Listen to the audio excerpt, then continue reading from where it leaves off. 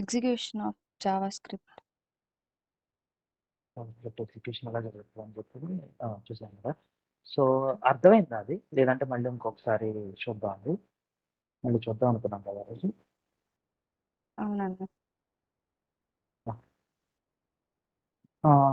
Okay, ఇప్పుడు ఒక చిన్న కోడ్ రాద్దాం. ఏదైనా ఒక చిన్న ఫంక్షన్ కోడ్ రాద్దాం. యాడ్ అనే ఒక ఫంక్షన్ రాస్తున్నాను. దానికి నేను 2 వాల్యూస్ ఇస్తాను. నెంబర్ 1, నెంబర్ 2 అనే 2 వాల్యూస్ ఇస్తున్నాను నేను. ఓకే, ఇప్పుడు ఈ ఫంక్షన్ ఏం చేసింది, నాకు ఇంకొక వేరియబుల్ ఏదో తీసుకుని ఒక వేరియబుల్ తీసుకుని ఆర్ రిజల్ట్ అనే వేరియబుల్ తీసుకున్నది n1 ప్లస్ n2ని యాడ్ చేస్తుంది. ఓకేనా, ఒక ఫంక్షన్ ఏం చేస్తుంది ఈ ఫంక్షన్, నాకు నేను ఒక 2 నెంబర్స్ ఇస్తే ఆ 2 నెంబర్స్ని యాడ్ చేసి నాకు రిజల్ట్ని రిటర్న్ చేస్తుంది. సో ఇప్పుడు రిటర్న్ రిజల్ట్ని నాకు రిటర్న్ చేస్తుంది. ఇప్పుడు ఈ ఫంక్షన్ని కాల్ చేస్తాను. సో దానికి ముందు ఇంకొక 2 వేరియబుల్స్ కూడా డిక్లేర్ చేస్తాను. ఒక వేరియబుల్ ఏ అనుకుంటున్నా, ఏ ఈజ్ ఈక్వల్ టు 2 అనుకుంటున్నా. అలాగే ఇంకొక variable B is equal to 3 అని. ఇప్పుడు ఏం చేస్తున్నా అంటే ఈ ఫంక్షన్ని కాల్ చేస్తాను. ఎలా కాల్ చేస్తాం, ఫంక్షన్ కావాలంటే ఎలా చేస్తాం ఇప్పుడు?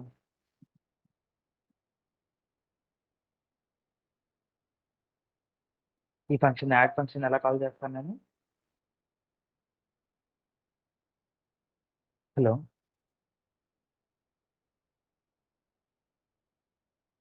హలో, అన్నయ్య యాడ్ ఫంక్షన్ ఎలా కాల్ చేస్తాను? ఆ,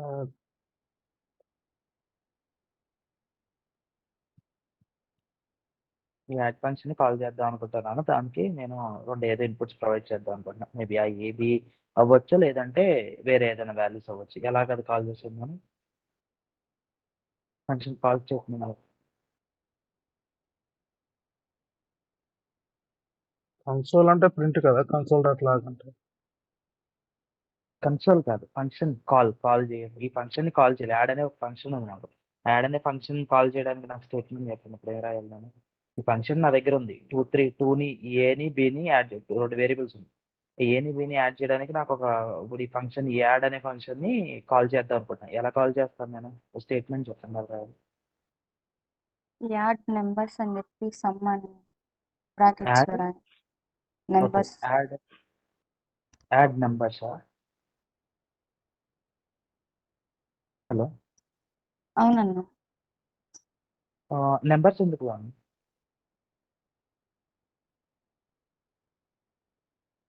హలో, లేదా చెప్పండి. ఓకే, సో ఇందుకే అనమాట మామూలుగా ఏమంటా అన్నదంటే, ఇంకొకసారి మీరు నాకు కోడ్ రాస్తుంటే కనీసం కొన్ని విషయాలు తెలుసుకోండి. ఫంక్షన్ ఏ కాల్ చేయాలని నేనేం చేస్తాను, మేబీ మీకు గుర్తుండొచ్చు, మీరు ఇక్కడ చెప్పట్లేదు మాట్లాడట్లేదు ఏమో, కానీ ఫంక్షన్ కాల్ చేయడం అంటే ఏంటి, జస్ట్ ఆ ఫంక్షన్ రాస్తాను, ఫంక్షన్ నేమ్ మీద రాస్తాను, సేమ్ అదే బ్రాకెట్స్ ఓపెన్ చేసి దానికి ఏవైతే ఆర్గ్యుమెంట్స్ ప్రొవైడ్ చేయాలో ఆ ఆర్గ్యుమెంట్స్ ప్రొవైడ్ చేస్తాను. Arguments are like function inputs to the function అనమాట. సో ఇవో ఇన్పుట్స్ ఇస్తాను, ఆ ఇచ్చే రిటర్న్ వాల్యూ మనకి output. Arguments are nothing but the inputs to the function. ఈ మనకి ఏదైతే వాల్యూ అది రిటర్న్ చేస్తుందో అది అవుట్పుట్ లాగా. సో నేను ఆ ఇన్పుట్స్ ప్రొవైడ్ చేస్తాను. ఇక్కడ ఈ ఆర్గ్యుమెంట్స్ ప్రొవైడ్ చేస్తాను. ఆర్గ్యుమెంట్స్ ఎలాగా, యాడ్ అనే ఏదైతే నా దగ్గర యాడ్ అనే ఫంక్షన్ ఉందో ఆ యాడ్ అనే ఫంక్షన్ అదే అలాగే రాసి సేమ్ ఎగ్జాక్ట్ వర్డింగ్ జస్ట్ ఆ ఫంక్షన్ లోపల నేను ఇవ్వాల్సినవి ఇది 2 ఆర్గ్యుమెంట్స్ని ఎక్స్పెక్ట్ చేస్తాను. ఫర్ ఎగ్జాంపుల్ నేను ఒకే ఆర్గ్యుమెంట్ ఇస్తున్నాను. చూద్దాం ఏం జరుగుతుంది. చిన్న ఇలాంటి ట్రై అవుట్ చేసి చూడొచ్చు. ఓకే, ఇలాంటి ఎర్రర్స్ తర్వాత ఎప్పుడు వస్తూ ఉంటాయి. ఒక 10 ఆర్గ్యుమెంట్లు ఉంటాయి, నీకు లిస్ట్ ఆఫ్ 10 ఆర్గ్యుమెంట్స్ ఎన్నో ఉంటాయి. ఎక్కడ ఒక 10 ఆర్గ్యుమెంట్స్ పాస్ చేయాల్సి వస్తుంది. 10 ఆర్గ్యుమెంట్స్లో నువ్వేదో ఒక ఆర్గ్యుమెంట్ మిస్ అవుతావు, అన్నీ ఉన్నాయి కాబట్టి. లేదా 3, 4 ఉన్నా ఒకటేదో మిస్ అవుతావు. ఒకటేదో మిస్ అయినప్పుడు అప్పుడు ఏంటిది, అలాంటి టైంలో ఏం ఎర్రర్ వస్తుంది?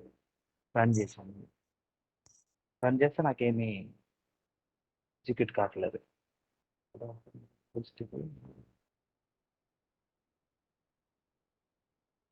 ఏమి ఎగ్జిక్యూట్ కావట్లేదు.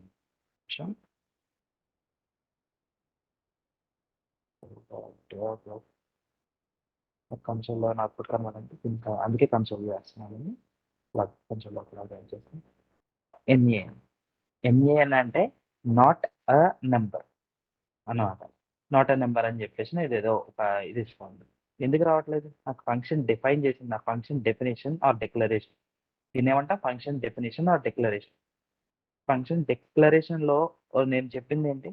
నాకు యాడ్ అనే ఒక పేరు పెట్టి ఒక ఫంక్షన్ రాస్తున్నాను నేను. Function keyword. యాడ్ అనే పేరు నేమ్ ఇస్తున్నాను. యాడ్ అనే నేమ్ ఇచ్చి నేను ఒక ఫంక్షన్ రాస్తున్నాను. దానికి ఎన్ని ఆర్గ్యుమెంట్స్ ఎక్స్‌పెక్ట్ చేస్తున్నాను నేను? 2 ఆర్గ్యుమెంట్స్ ఎక్స్‌పెక్ట్ చేస్తున్నాను. 2 ఆర్గ్యుమెంట్స్. సో, 2 ఆర్గ్యుమెంట్స్ లోపల ఏం చేస్తున్నాననేది ఆ ఫంక్షన్ ఏదో ఒకటి ఒక పీస్ ఆఫ్ కోడ్ ఉంటుంది. కానీ ఇది basic definition of the function. ఏంటిది? ఒక పేరు ఒక పేరిచ్చాను. యాడ్ అనే ఒక పేరు. సో, 2 ఆర్గ్యుమెంట్స్ ఎక్స్‌పెక్ట్ చేస్తున్నాను నేను అని చెప్పి మాత్రం చెప్పాను. సో, నాకు 2 ఆర్గ్యుమెంట్స్ ఇవ్వకుండా ఇది ఈ ఫంక్షన్ అని ఎలా తెలుస్తది? తెలీదు కదా ప్రోగ్రామ్‌కి.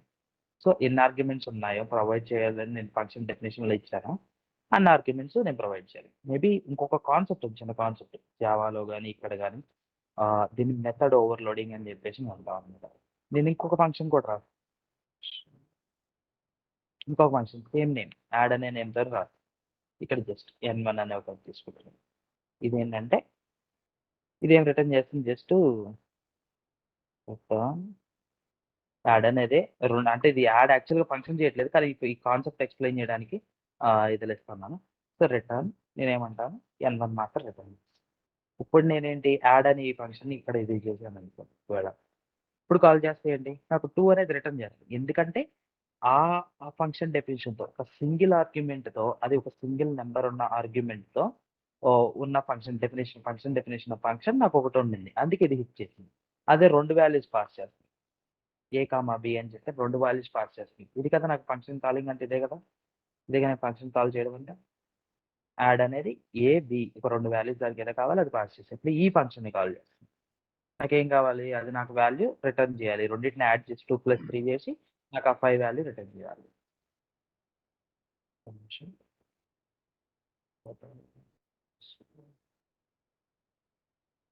రైట్ చేస్తాను. మెథడ్ ఓవర్లోడ్ చేస్తాను.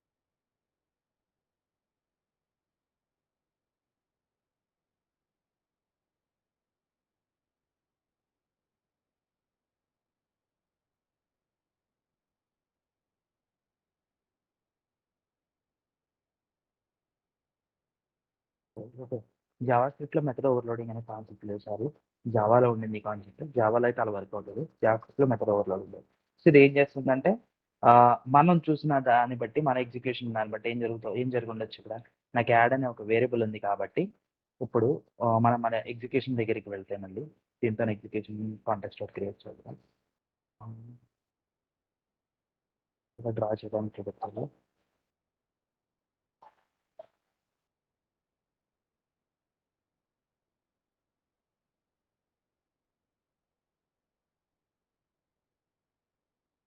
ఓకే.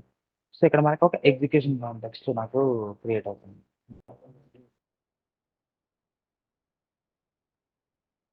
నాకేమనుకున్నా ఒక ఎగ్జిక్యూషన్ కాంటెక్స్ట్ క్రియేట్ అవుతుంది.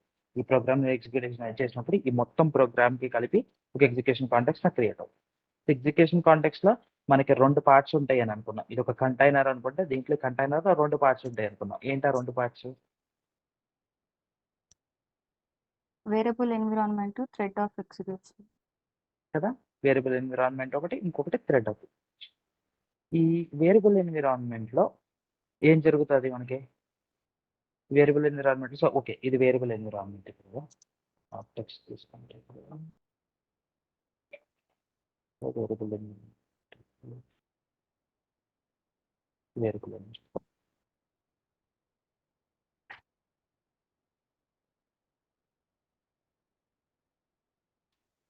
వేరియబుల్ ఎన్విరాన్మెంట్ ఇది. ఇది నాకు నా థ్రెడ్ ఆఫ్ ఎగ్జిక్యూషన్. ఎగ్జిక్యూషన్ అనుకుందాం. సో, ఇది వేరియబుల్ ఎన్విరాన్మెంట్ ఇది థ్రెడ్ ఆఫ్ ఎగ్జిక్యూషన్.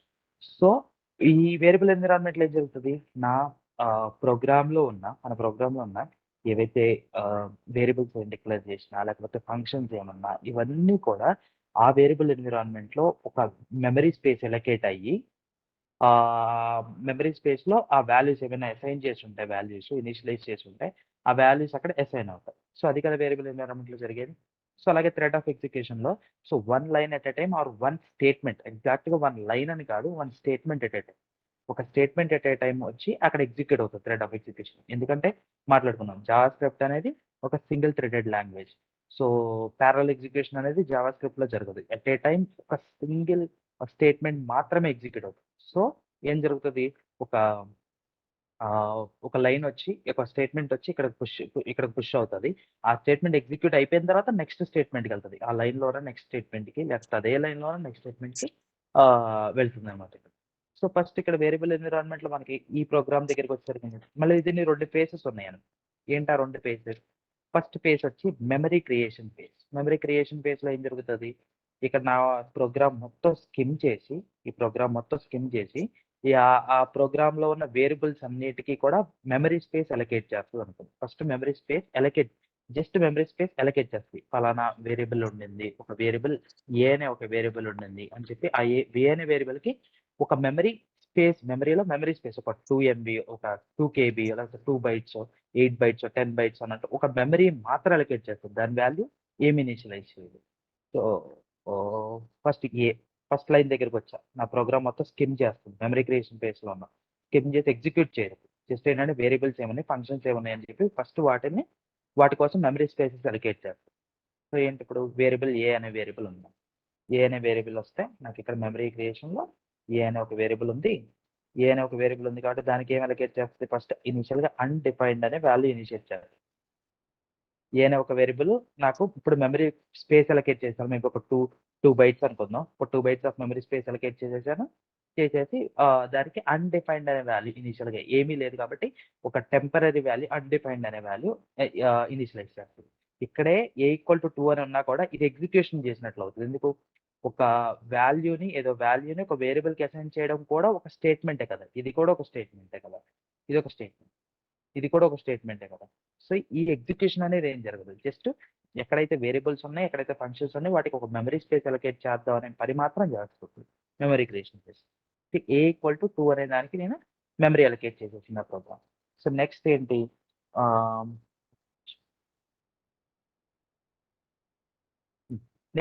బి అనే ఒక వేరియబుల్ ఉంది. ఆ బి కూడా మెమరీ స్పేస్ అలొకేట్ కావాలి.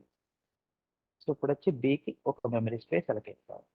సో బికి కూడా మెమరీ స్పేస్ అలొకేట్ అయ్యి, సో దానికి కూడా ఒక వాల్యూ అన్డిఫైన్డ్ అనే ఒక వాల్యూ ఇనిషియలైజ్ అవుతుంది అనమాట.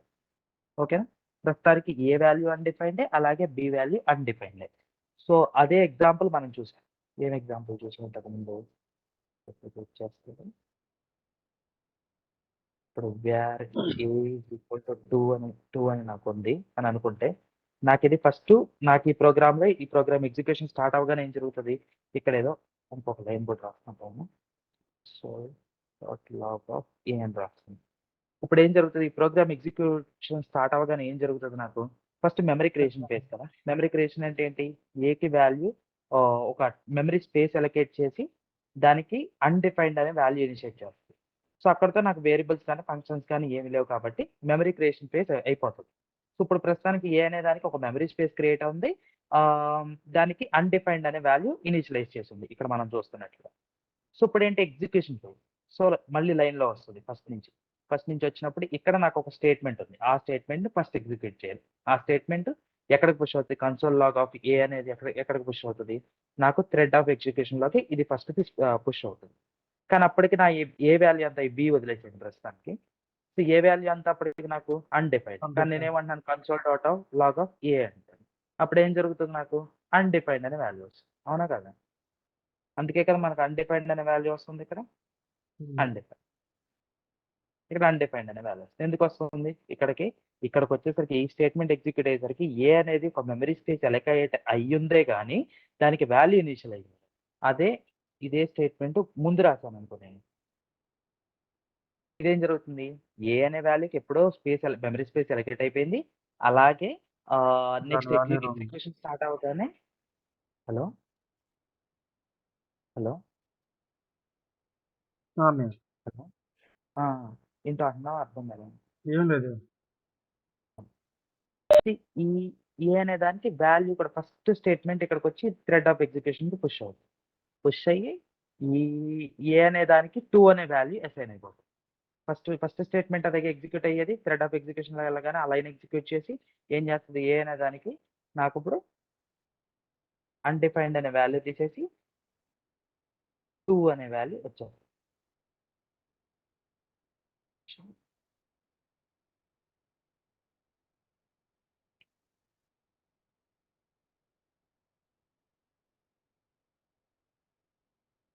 ఏ అనే దానికి 2 అనే వాల్యూ వచ్చేసింది. నాకు 2 అనే వాల్యూ అసైన్ అయిపోయింది కాబట్టి అది ఫస్ట్ స్టేట్మెంట్ ఎగ్జిక్యూషన్ అయిపోయింది. సెకండ్ స్టేట్మెంట్‌కొస్తే అప్పుడు console dot log of a అని చెప్పాను. ఆ స్టేట్మెంట్ ఎగ్జిక్యూట్ చేస్తే ఏం జరుగుతది? కన్సోల్‌లో నాకు ఈ అనే వాల్యూని ప్రింట్ చేయాలి. అప్పటికి ఏ వాల్యూ అసైన్ అయిపోయింది కదా! 2 అనే వాల్యూ ఉందిగా నాకు ఇందాకలాగా అన్‌డిఫైన్డ్. అందుకే ఈ వాల్యూ అనేది అసైన్ అయ్యి, ఆ వాల్యూ అనేది ఉంది కాబట్టి మెమరీ స్పేస్‌లో అవైలబుల్ ఉంది కాబట్టి, ఆ 2 అనే వాల్యూని తీసుకొని ప్రింట్ చేస్తాం. సో ఇది. ఇదే రకం ఇప్పుడు ఈ ప్రోగ్రామ్ చూసుకుంటే ఏం జరుగుతుంది? సో ఫస్ట్ వచ్చి ఏ అనే వాల్యూ అన్‌డిఫైన్డ్, బి అనే వాల్యూకి అన్‌డిఫైన్డ్ అసైన్ చేస్తది ఫస్టు. ఇక్కడికి వెనక్కెళ్ళిపోదాం ఒకసారి. నాకు ఏ అనే వాల్యూకి ఫస్ట్ ఇనీషియల్‌గా ఇది ప్రస్తుతానికి మీకు అన్‌డిఫైన్డ్. ఒక్క నిమిషం.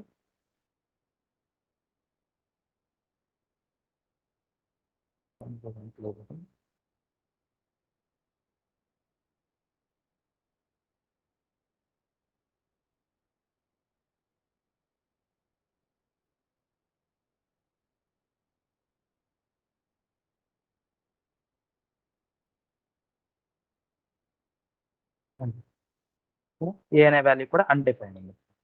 ఏ అనే వాల్యూ కూడా అన్‌డిఫైన్డ్ వచ్చి నెక్స్ట్ ఇంకొక వాల్యూ ఏముంది నాకు? నెక్స్ట్ లైన్ ఏమొచ్చింది? నెక్స్ట్ ఇక్కడికొచ్చింది. ఇక్కడ ఒక ఫంక్షన్ ఉంది.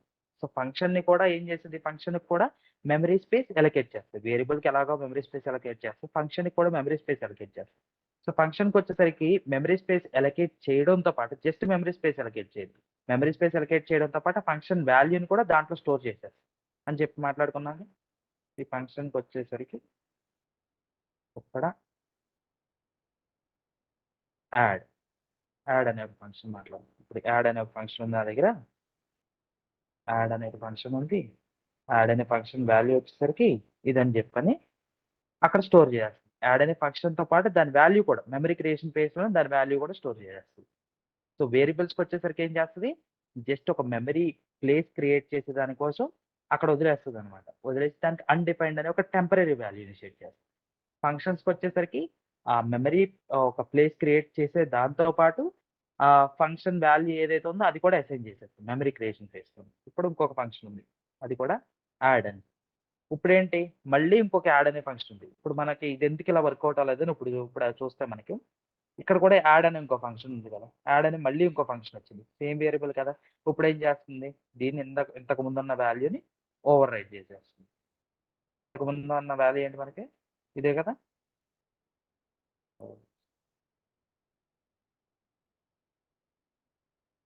ఇంతకు ముందున్న ఈ వాల్యూ ఏదైతే ఉందో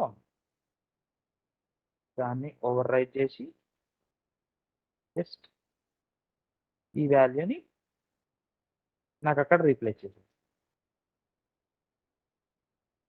అందుకే మనం ఈ ఫంక్షన్ ఉన్నా గాని ఎగ్జిక్యూట్ చేస్తా ఉన్నప్పుడు 2నే ఎందుకు సెకండ్ ఫంక్షన్‌కి ఎందుకెళ్తుంది ఇది?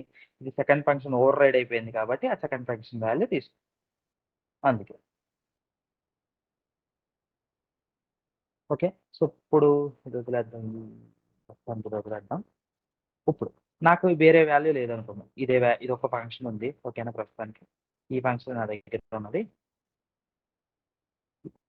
ఫంక్షన్ నా దగ్గర ఉందన్నప్పుడు హ్మ్. ఈ ఫంక్షన్ నా దగ్గర ఉన్నప్పుడు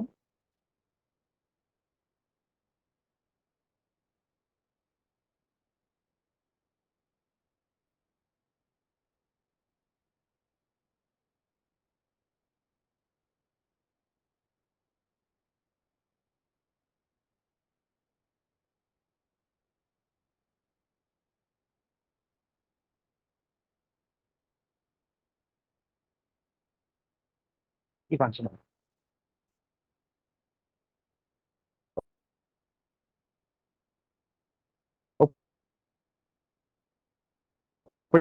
ఇప్పుడేం చేస్తది? నెక్స్ట్ లైన్ ఏంటి?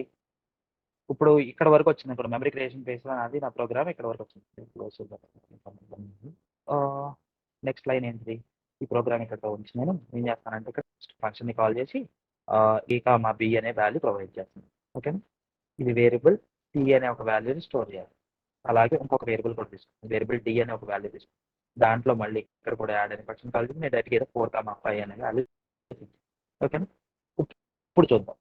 ఇప్పుడు ఇక్కడ వచ్చేస్తే మళ్ళీ ఒక వేరియబుల్ సి అనేది కూడా డిక్లేర్ చేయాలి. ఫంక్షన్ ఇక్కడ వరకు డిక్లేర్ చేసింది. అదే క్రియేట్ మెమరీ క్రియేట్ చేసేసింది. ఇంకొక వేరియబుల్ డిక్లరేషన్ కూడా ఉందిగా, దానికి అసైన్ చేసింది ఏదన్నది నేను ఇప్పుడు పట్టించుకోను, మెమరీ క్రియేషన్ ఫేజ్లో ఉన్నారు కాబట్టి. కానీ ఇంకొక వేరియబుల్ సి అలాగే డి అనేవి 2 వేరియబుల్స్ ఉన్నాయి. వాటికి కూడా మెమరీ క్రియేట్ చేయాలి ఫస్ట్. అది నా పని, మెమరీ క్రియేషన్ ఫేజ్ కదా. సో ఆ పని ఇప్పుడు ఒక వేరియబుల్ ఏంటిది సి, దానికి అన్డిఫైన్డ్ అనే వాల్యూ ఇస్తున్నాను, ప్రొవైడ్ చేస్తాను. ఓకేనా? అలాగే డి అనే ఇంకొక వాల్యూ కూడా ఉంది నా దగ్గర. డి అనే దానికి కూడా అన్డిఫైన్డ్ అనే ఒక వాల్యూ కూడా. డి అనేది డిఫైన్ అనేది. ఇప్పుడు ఇప్పటితో నా ప్రోగ్రామ్ మొత్తం కూడా ఉన్న నా ప్రోగ్రామ్ లో ఉన్న ఫంక్షన్స్ అలాగే వేరియబుల్స్ మొత్తాన్ని కూడా నేను స్పేసెస్ మెమరీ స్పేస్ అయితే క్రియేట్ చేస్తాను. సో మెమరీ క్రియేషన్ ఫేస్ అయిపోయింది. ఇప్పుడు నెక్స్ట్ ఎగ్జిక్యూషన్ ఫేస్ మళ్ళీ ఏం జరుగుతుంది? సో ఫస్ట్ స్టార్టింగ్ వస్తుంది. స్టార్టింగ్ వచ్చి ఇక్కడ ఫస్ట్ స్టేట్మెంట్ ఏంటి? ఏ అనే వేరియబుల్ కి 2 అనే వాల్యూ అసైన్. సో అది థ్రెడ్ ఆఫ్ ఎగ్జిక్యూషన్ లోకి వస్తుంది. ఆ థ్రెడ్ అనేది ఇక్కడ. సో నాకు ఫస్ట్ స్టేట్మెంట్ ఏంటి? థ్రెడ్ ఆఫ్ ఎగ్జిక్యూషన్ లో ఇది నా thread of execution is equal to 2 అనే స్టేట్మెంట్ నా థ్రెడ్ ఆఫ్ ఎగ్జిక్యూషన్ లోకి వచ్చింది. ఓకేనా? ఈ స్టేట్మెంట్ నా థ్రెడ్ ఆఫ్ ఎగ్జిక్యూషన్ లోకి వచ్చి రాగానే అప్పుడు ఏమవుతుంది? ఇక్కడ ఏదైతే వాల్యూ ఉందో ఏ వాల్యూ, ఆ వాల్యూ రీప్లేస్ అయిపోవాలిగా. ఏ వాల్యూ అన్డిఫైన్డ్ ఉన్న వాల్యూ పోయి 2 అనే వాల్యూ అసైన్ అవుతుంది. అయినా 2 అనే వాల్యూ అసైన్. అలాగే నెక్స్ట్ స్టేట్మెంట్ ఏంటంటే నాకు బి అనేది బి ఈక్వల్ టు 3 అనేది. సో ఇది ఎగ్జిక్యూషన్ అయిపోయింది కాబట్టి ఈ స్టేట్మెంట్ బయటకు వెళ్ళిపోయి next statement thread of execution B equal to 3 అనే స్టేట్మెంట్. ఆ బి ఈక్వల్ టు 3 అనే స్టేట్మెంట్ ఎగ్జిక్యూషన్ అయితే ఏం జరుగుతుంది? మెమరీలో బి అనే వేరియబుల్ ఉంది మెమరీ. సో ఆ బి అనే వేరియబుల్ బదులు నాకు ఇక్కడ 3 అనే వాల్యూ వస్తుంది. అన్డిఫైన్డ్ అనే వాల్యూ బదులు 3 అనే వాల్యూ అసైన్ అవుతుంది. 3 అనే value assign. So A equal to 2 B equal to 3 అయిపోయింది. నెక్స్ట్ స్టేట్మెంట్ నా ఫంక్షన్ ఉంది. ఫంక్షన్ ఇంటికి ఎగ్జిక్యూట్ వస్తే అవ్వదు కదా. సో నెక్స్ట్ స్టేట్మెంట్ ఎక్కడికి వెళ్తుంది? ఈ లైన్కి వెళ్తుంది. ఈ లైన్లో మనం ఎప్పుడు ఏం మాట్లాడుకున్నాం? ఎప్పుడు కూడా ఒక అసైన్మెంట్ ఆపరేటర్ ఉన్నప్పుడు right hand side first execute అవుతుంది మాట్లాడు. సో అంటే ఈ స్టేట్మెంట్ అంటారు. ఇక్కడ ఈ లైన్లోనే 2 స్టేట్మెంట్లు ఉన్నాయి. ఏంటా 2 స్టేట్మెంట్లు? ఒక స్టేట్మెంట్ ఫంక్షన్ రాదు, రెండో స్టేట్మెంట్ ఈ ఫంక్షన్ నుంచి వచ్చిన వాల్యూని సీకెస్తుంది. So add of a comma B అనేది, add of a comma B అనేది నాకు ఇక్కడ first statement. Add of a comma B. A అంటే నాకు ఆల్రెడీ వాల్యూ ఉంది 2 కామా 3. యాడ్ ఆఫ్ 2 కామా 3 అని చెప్పేసి ఇక్కడ నుంచి యాక్సెస్ చేసుకుంటూ ఏ కామా ఏ వాల్యూ అంటే 2, బి వాల్యూ అంటే 3 ఇక్కడ నుంచి యాక్సెస్ చేసుకుని అది ఇక్కడ తీసుకుంటుంది. యాడ్ ఆఫ్ 2 కామా 3 అంటే నాకు ఆల్రెడీ యాడ్ అనే ఫంక్షన్ నా దగ్గర ఉండింది మెమరీ స్పేస్. సో ఆ మెమరీ స్పేస్ లో ఉన్నట్టు యాడ్ ఫంక్షన్ దగ్గరికి వెళ్ళి ఏం జరుగుతుంది? అక్కడ 2+3 లోపల రిజల్ట్ ఈజ్ ఈక్వల్ టు 2+3 అంటే అదంతా ఈ ఫంక్షన్ అంతా కూడా ఎగ్జిక్యూట్ చేస్తుంది. రిటర్న్ రిజల్ట్ వస్తుంది. Return result. సో ఈ ఫంక్షన్ ఎగ్జిక్యూట్ చేస్తున్నప్పుడు మళ్ళీ మనం ఇంతకుముందు మాట్లాడుతాం యాడ్ ఆఫ్ 2 కామా 3 అన్నప్పుడు ఇదేం జరుగుతుంది? మనం మాట్లాడుకున్నాం కదా, ఇంకొక చిన్న ఎగ్జిక్యూషన్ కాంటెక్స్ట్. ఫంక్షన్ అంటే కూడా ఒక చిన్న ప్రోగ్రామ్ కదా. మన మెయిన్ ప్రోగ్రామ్కి ఎలాగైతే ఒక ఎగ్జిక్యూషన్ కాంటెక్స్ట్ క్రియేట్ అయిందో మన చిన్న ఈ ఫంక్షన్ కూడా ఇంకొక ఎగ్జిక్యూషన్ కాంటెక్స్ట్. ఆ ఎగ్జిక్యూషన్ కాంటెక్స్ట్ లో ఏం జరగాలి? ఇప్పుడు ఇక్కడ 2 స్టేట్మెంట్లు ఉన్నాయి. ఫస్ట్ మెమరీ క్రియేషన్ లో నాకు ఒకే వేరియబుల్ ఉంది. ఏంటది? 3 వేరియబుల్స్ ఉన్నాయి యాక్చువల్గా, N1 N2. ఈ ఆర్గ్యుమెంట్స్ కూడా వేరియబుల్స్. N1 అనే ఒక వేరియబుల్, RES అనే ఒక వేరియబుల్, 3 అన్డిఫైన్డ్. తర్వాత అది మెమరీ క్రియేషన్ అయిపోయింది. సో నెక్స్ట్ ఇనిషియలైజేషన్ దగ్గరకు వచ్చేసరికి N1 కి ఏం పాస్ చేశారు? 2 పాస్. N2 కి 3 pass. So N1 equal to అది కూడా గీస్తా, ఇక్కడ కష్టం అయిపోద్దాం తీర్చుకోవడానికి. ఓకే, N1 కి 2 అనే వాల్యూ, N2 కి 3 అనే వాల్యూ వస్తుంది. సో రిజల్ట్ అనేది కూడా అన్డిఫైన్డ్ ఉంది, కానీ ఈ స్టేట్మెంట్ ఎగ్జిక్యూట్ అవుతుంది. ఇప్పుడు ఈ ఎగ్జిక్యూషన్ కాంటెక్స్ట్, ఈ ఫంక్షన్ కి ఎగ్జిక్యూషన్ కాంటెక్స్ట్ ఎగ్జిక్యూషన్ కాంటెక్స్ట్ లోపల. సో ఆ ఎగ్జిక్యూషన్ కాంటెక్స్ట్ లో result equal to N1 plus N2. N1 plus N2 అనేది పుష్ అవుతుంది. N1 ప్లస్ N2 ఎంత? 5. సో దాన్ని రిజల్ట్ లోకి పంపించాం. రిజల్ట్ లోకి పంపించినప్పుడు ఏమవుతుంది? Result equal to 5. రిటర్న్ అయిపోయి ఈ ఫంక్షన్ ఎగ్జిక్యూట్ అంటే అయిపోయిందంటే ఇది డిలీట్ అయిపోయింది. ఈ ఎగ్జిక్యూషన్ కాంటెక్స్ట్ డిలీట్ అయిపోయింది. అక్కడ ఎగ్జిక్యూషన్ అయిపోయింది. సో ఈ ఫంక్షన్ ఎగ్జిక్యూట్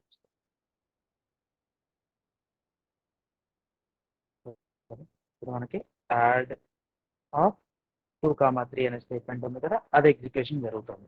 సో ఆ ఎగ్జిక్యూషన్ కాంటాక్ట్స్ డిలీట్ అవ్వగానే దాని వాల్యూ ఏంటి, ఆ ఫంక్షన్ ఎంత వాల్యూ రిటర్న్ చేసిన 5 అనే వాల్యూ రిటర్న్. ఈ వాల్యూ ఆ 5తో రీప్లేస్ అవుతుంది.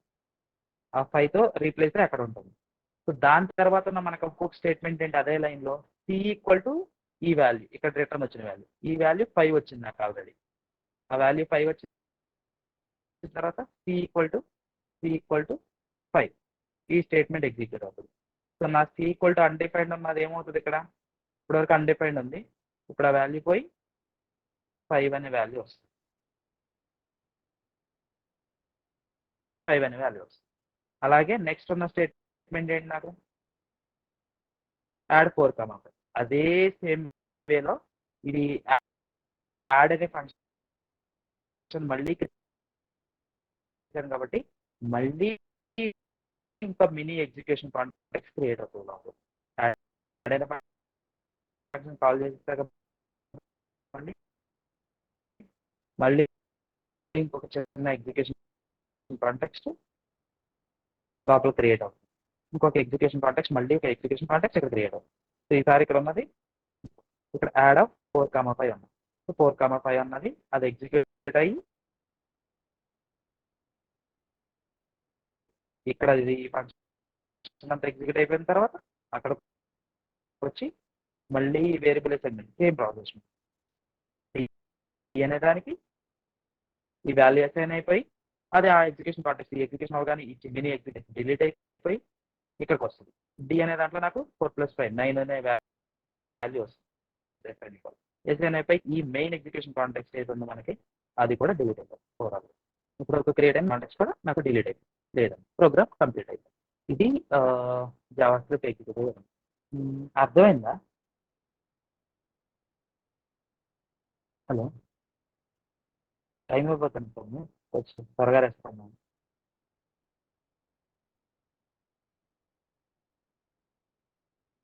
హలో హలో హలో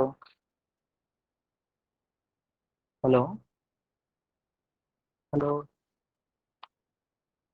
అసలు ఎవరి వాయిస్ వినబట్లేదు. హలో, నా వాయిస్ వినిపిస్తుందా మీకు? హలో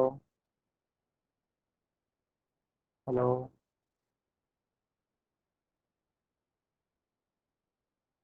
హలో వినిపిస్తుందా? Hello hello